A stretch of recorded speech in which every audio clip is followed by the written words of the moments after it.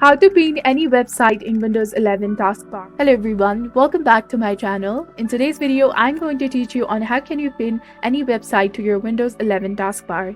So let's get started. In order to pin a website from Google Chrome to the taskbar on Windows 11, the process is incredibly simple and straightforward. So first of all, open your Google Chrome and navigate to the website you want to pin.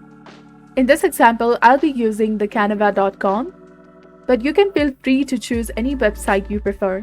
Once you have the website opened in the Google Chrome, look for the three dots at the top of the browser window and click on them. From the menu that appears, select Save and Share. Now simply click on Create Shortcut and give any name you'd like. Now click on Create. You can also give any shortcut name you like. Now navigate to your desktop where you will find the newly created shortcut over here. Now simply right click on the shortcut to reveal additional options, and then from here select the pin to start, and just like that your website will be pinned on the taskbar on your Windows 11 PC or laptop. This is basically how you can pin any website to Windows 11 taskbar. If you found this video helpful, do not forget to like, comment, share and subscribe to the channel for more amazing contents. Thank you. See you in the next video.